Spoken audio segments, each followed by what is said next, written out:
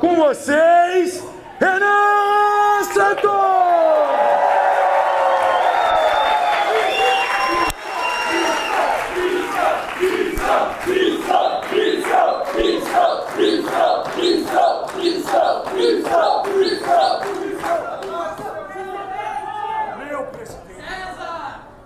Gostei, melhor que presidente é o César, né? E depois o Augusto, na denominação romana, quando se unificava o Império, era o Augusto. Boa noite, Santos! Estamos aqui em território do primeiro comando da capital, não em território brasileiro. Estamos aqui em um dos 5 primeiros lugares que nós vamos retomar na nossa guerra contra o crime organizado.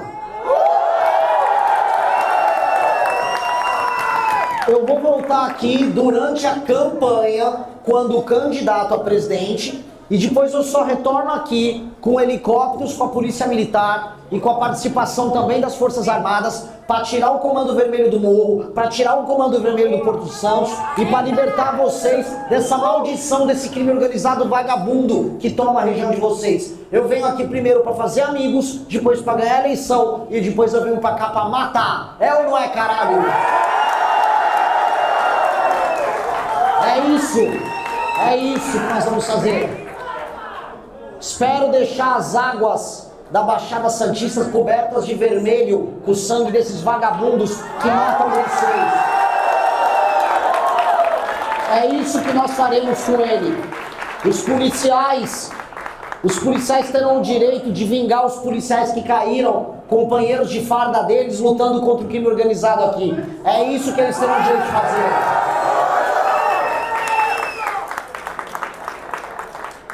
Aqui será um dos grandes palcos, até porque é aqui que o PCC tem seu faturamento bilionário.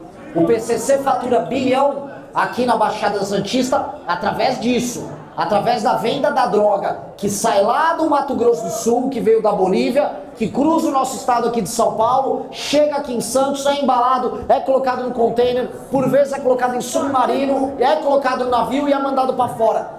Acabou isso aqui, acabou. A gente vai acabar, é lei e ordem nessa porra, desculpa o palavrão, mas a gente tem que falar, é lei e ordem, é virada de jogo e é guerra. E aqui vai ser um dos grandes palcos das batalhas. Os seus filhos vão ouvir falar da Batalha de Santos, em que nós retomamos a cidade e destruímos o crime organizado.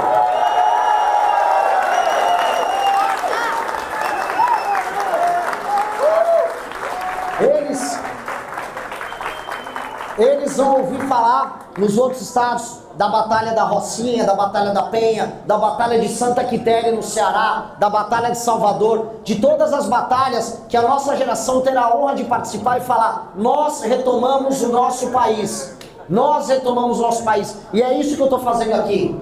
Nós montamos um partido com o nome Missão, porque missão pressupõe meta e prazo. A meta é tornar o Brasil um dos países mais desenvolvidos do mundo. E o prazo é o mais rápido possível. Por isso é missão. Nós temos esse senso de missão, que é a nossa geração tomar a rédea do destino do nosso país, assumir a liderança, deixar de cometer os erros que os nossos pais e avós cometeram. Nossos pais e avós foram iludidos pelo projeto PT, foram iludidos pelo projeto Bolsonaro. Chegou a nossa vez. E nós precisamos que eles sejam generosos com a vontade de vocês.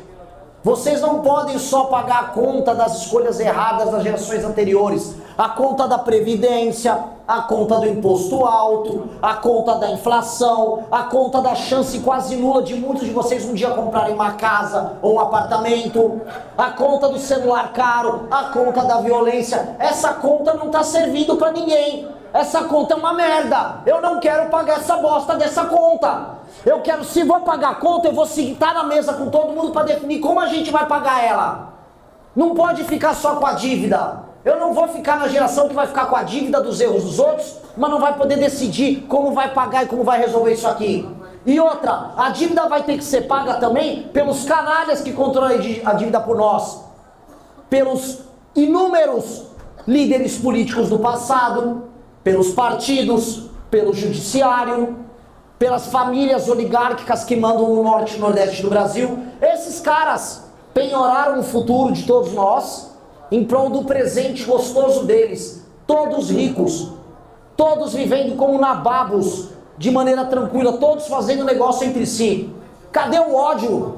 Vocês têm que ter ódio dessas pessoas. No Nordeste eu andava e as pessoas mais simples cultuavam o político que roubava elas. Elas não tinham ódio desse político, elas amavam eles. Como eu vi em Recife as pessoas amando o porco do João Campos. Como eu vejo em Sorocaba amando o vagabundo do Manga. Como eu vejo no Pará amando o vagabundo do Barbalho. Nós não temos que ter amor por ninguém. Nós temos que ter missão, meta e prazo, senso de urgência. E isso aqui é o projeto da nossa geração. Essa primeira eleição que nós temos que trabalhar para ganhar, não é para participar. Eu não sou Miss Universo que estou vindo aqui para falar a palavra bonita e o importante é competir. Não é. Vamos lutar até o fim para ganhar. Vamos ter menos recursos, vamos ter menos tempo de TV, vamos ter a desconfiança da imprensa, a desconfiança das pessoas com grana, mas vamos ter mais raiva do que eles. E vamos ter mais criatividade, e vamos ter mais inteligência. E vamos derrotar eles porque nós seremos melhores. É isso que cabe, esse é o papel da nossa geração. E isso, veja só, une o país. Que o país é dividido, a polarização. Quando você tem o seu celular roubado, não importa se você é de esquerda, de direita, se você veio do Nordeste, se você é do Centro-Sul, seu celular é roubado do mesmo jeito. Eu vi a galera pistola com o celular roubado no Maranhão, no Ceará, em Santa Catarina. Então quando eu enfrento o inimigo certo, eu mudo o país.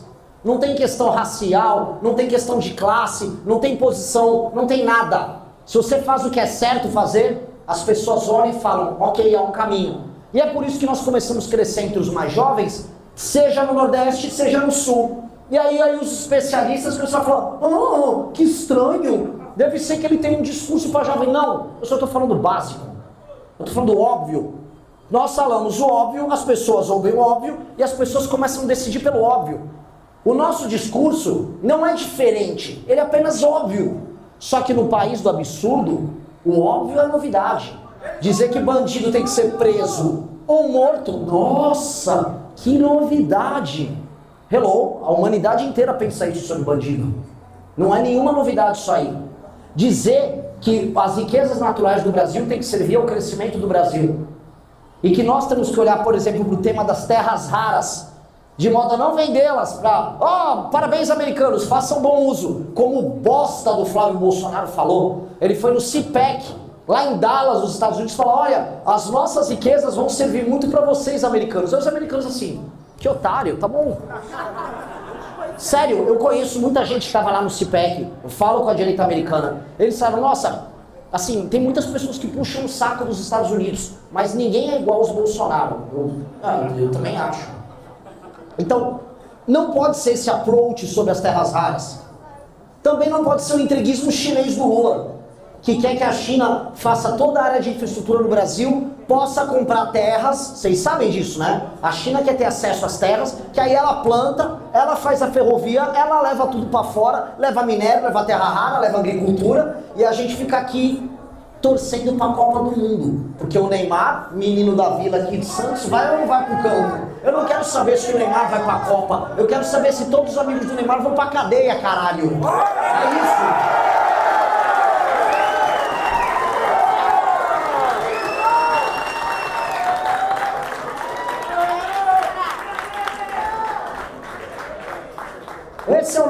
Essa é a mentalidade do nosso tempo. E aí o que a gente precisa para fazer isso? De maneira muito simples. Eu precisava ultrapassar os governadores. Começamos com 0, alguma coisa lá no passado. Olha, Renan Santos, quem é? Houve uma conversa inclusive com um empresário grande, e ele falou com outro empresário que me contou. Olha, eu não sabia que o filho do Renan Calheiros estava nas eleições. Aí o cara olha, você realmente não conhece o cara. Não. Aí eu comecei lá sendo confundido com o filho do Renan Calheiros. Depois sobe para um, quem sobe para um sobe para dois, quem sobe para dois sobe para três. E uma coisa que eu aprendi, é muito mais difícil subir de 0 para 1 do que de 1 para 2, e do que de 2 para 3, e do que de 3 para 5, do que de 5 para 8 e de 8 para 12. O que eu quero dizer é, os primeiros crescimentos, sair da inércia é mais difícil. Você tirar você tenta empurrar uma cômoda, se a cômoda tá parada, A energia para botar ela em movimento é muito grande. Depois que ela tá andando, você vai com ela, certo? Tirar essa energia, que é fazer a nossa causa crescer, a gente já conseguiu. A gente está batendo, de acordo com a pesquisa Atlas, 6% praticamente. E isso...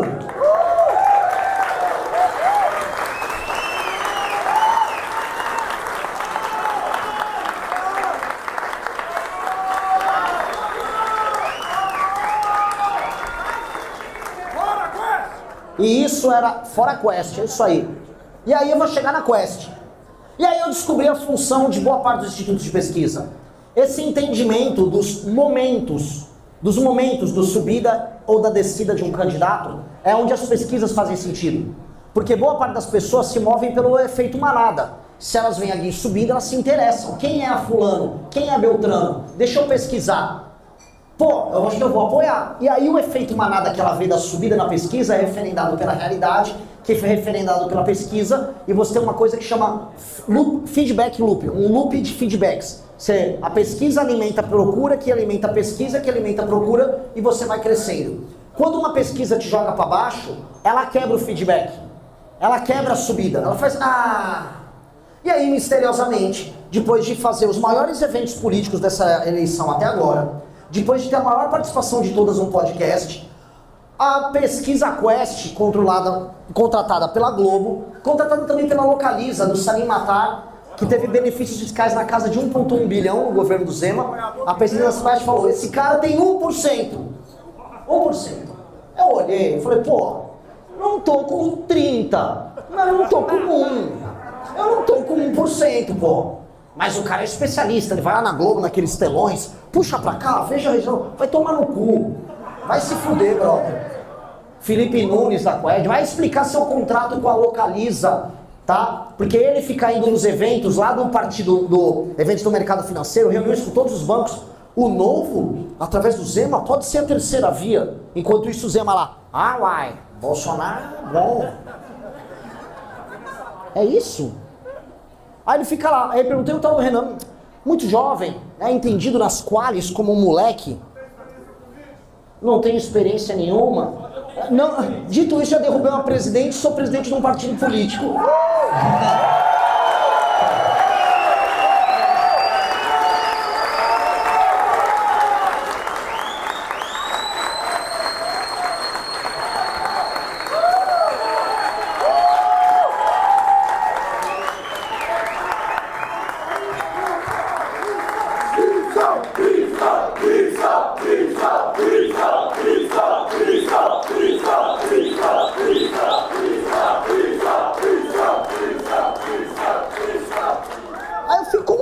Né? Porque quando eu tinha terminado de derrubar uma presidente da república, ajudei a prender outro, o Zema estava trabalhando pro pai dele, na empresa do pai dele. E esses caras dizem, não, esse cara tem experiência. Enquanto eu estava fazendo isso, o Flávio Bolsonaro estava fazendo rachadinha no gabinete e comprando imóveis em dinheiro vivo e, obviamente, fazendo um trabalho muito sério no comando da Copenhague do Rio de Janeiro. Uma salva de palmas para Copenhague do Rio de Janeiro. Puta Copenhague. Puta Copenhague. Baita trabalho. Baita trabalho. Nosso amigo Aldo estava trabalhando no governo da Dilma. Enquanto isso, nosso amigo Lula estava na cadeia. E o nosso amigo Caiado, naquele período, estava trabalhando sob a minha liderança no comitê do impeachment. Bacana, foi útil. Veja só que legal. Nessa lógica, quem teve experiência política relevante nos últimos anos fui eu, com todo respeito aos demais.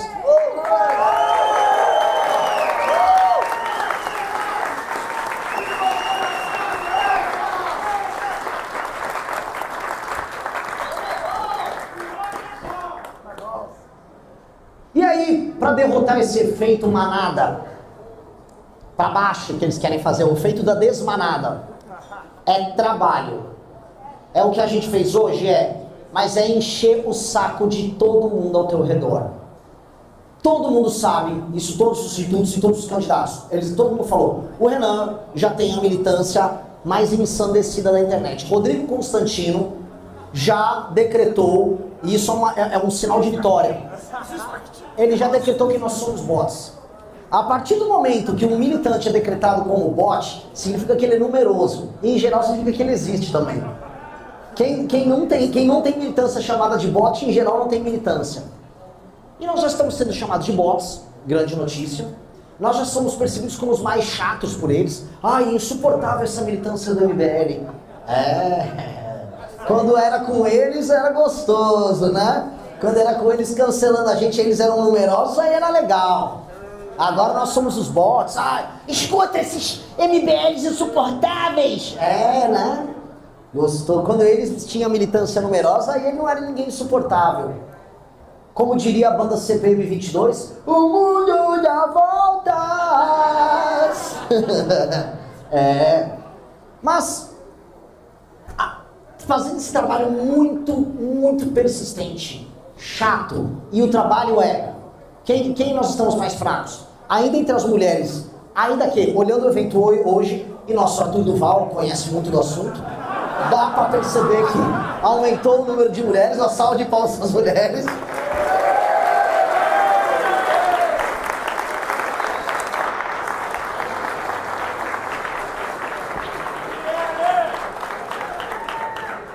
Aumentou também, temos que aumentar entre as pessoas mais velhas. Na última pesquisa Atlas, eu saí de tipo 0,5 entre as mulheres para 2,3 no cenário e 3,2 no outro. E o outro? Entre o público, eu era muito forte de 16 a 24. Eu comecei a crescer no 25 a 35. Também falaram, cresça entre os evangélicos. Eu tenho 10% entre evangélicos. Estou bem. Então, em alguns lugares do Brasil, a meta de 10% foi batida. No Sul, 9,6%. Sulistas, obrigado. Agradecemos gaúchos, catarinenses e paranaenses. Evangélicos, muito obrigado.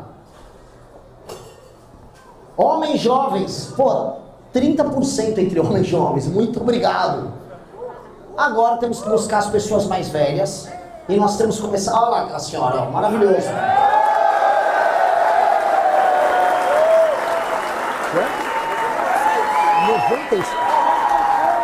Ô louco! Pera. Ela convenceu ela? Não, pera. Ela de 96 convenceu ela de 73. Pelo amor de Deus. Pelo amor de Deus.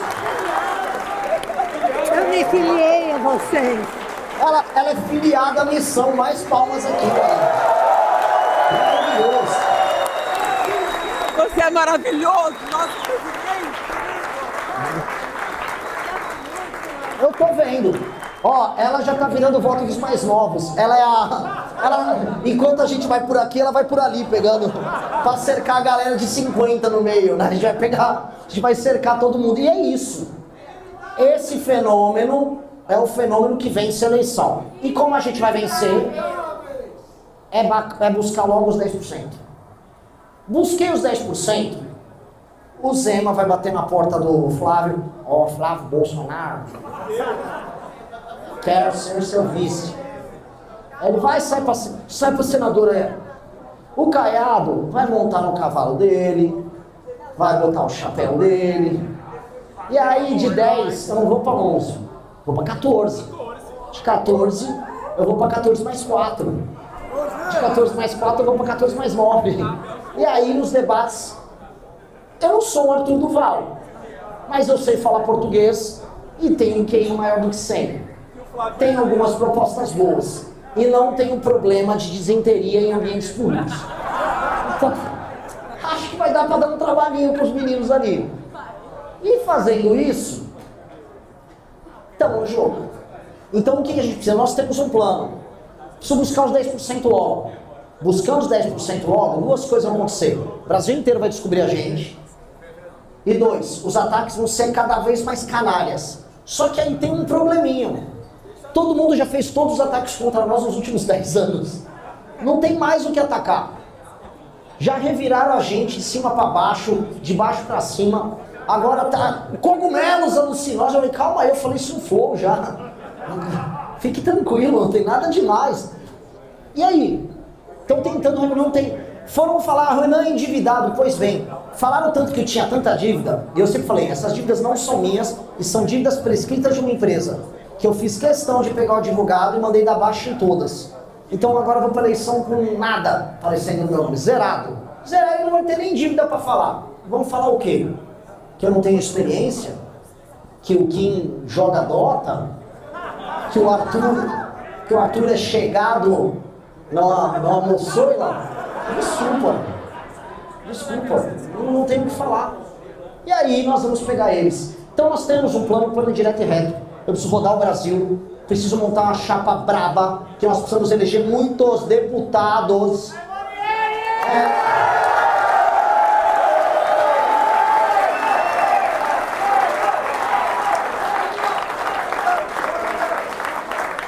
E aqui nessa região tem que falar da Monielle, tem que falar do Caio também. Cadê o Caio também? Brabo, viu? Ela brabíssima, ele brabíssimo. Não sabia do... Assim, já conhecia a Monielle, não sabia do alto nível do time aqui. Tomei aulas de Polícia Federal hoje. Aulas de enfrentamento ao crime organizado.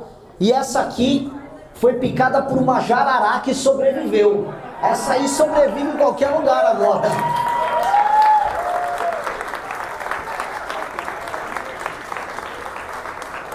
E todo o resto do time incrível que nós temos. Então o que eu posso falar para vocês, nós estamos muito no jogo. Finalmente, as pessoas em posição de poder, me refiro ao pessoal com dinheiro, começaram a olhar e falar, acho que tem que falar com esse Renan. Então começando a vir conversar. É importante que aconteça. É importante que conheçam o nosso projeto. E o que eu falo para vocês é tudo que eu digo aqui em cima do palco, eu digo para eles nas reuniões. Porque o nosso plano, ele é brutalmente honesto, e brutalmente verdadeiro, e brutalmente simples. O nosso plano é auto-evidente. Não tem o que esconder. Se eu sentar com um banqueiro, eu vou falar exatamente o que eu falei aqui. Porque a solução para o Brasil é muito óbvia. E por que a gente não faz o óbvio? Por quê? O problema, e eu vou agora evocar para encerrar aqui, para passar a palavra para outras pessoas e depois abrir para pergunta. Quando o Trotsky, vou citar um comunista, para o Rodrigo Constantino ficar feliz. Comunista, essa merda, Dirceuzinho! Aliás, envelheceu muito mal o Dirceuzinho. Zé Dirceu militando, ele que é o Renanzinho do PT, né? Envelheceu mal. Mas o Trotsky, quando ele viu que a Revolução Russa terminou em Stalin, ele começou a escrever sobre a crise. Ele falou, olha, o partido que fez a Revolução, ele se deteriorou e a Revolução virou burocracia. E ao virar burocracia, a Revolução morreu. A crise da Revolução Russa era uma crise de liderança. E ele avisou, se resolvermos a liderança, a gente volta a puxar o espírito da Revolução. Voltamos para o Brasil. Nós tocamos uma revolução em 2015, 2016. Foi político preso, empresário corrupto preso, as pessoas iam nas ruas para defender a agenda. Houve uma revolução. Aí o nosso Stalin ascende ao poder, o Bolsonaro. E aí todo mundo vira burocracia. O que é virar burocracia? É esse monte de mamador. Olha só a hipocrisia da esquerda! Com mandatos absolutamente inúteis. Campanhas inteiras sendo tocadas só para você puxar o saco do político certo, ganhar um cargo e ficar girando nisso. A revolução virou burocracia. O que nós temos que fazer? Se há um defeito de liderança, substitua a liderança. E é isso. Nós vamos trocar a liderança e ao ter a liderança certa, a gente faz o óbvio. E o óbvio vai dar resultado. E nós tornaremos o Brasil, daqui a 30 anos, uma das 5 maiores nações do mundo, que é o que nós nascemos para ser. Muito obrigado.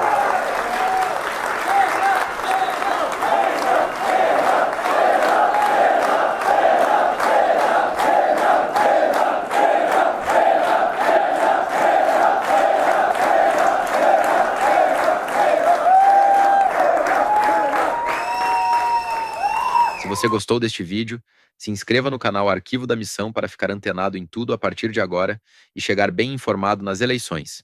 Até o próximo vídeo.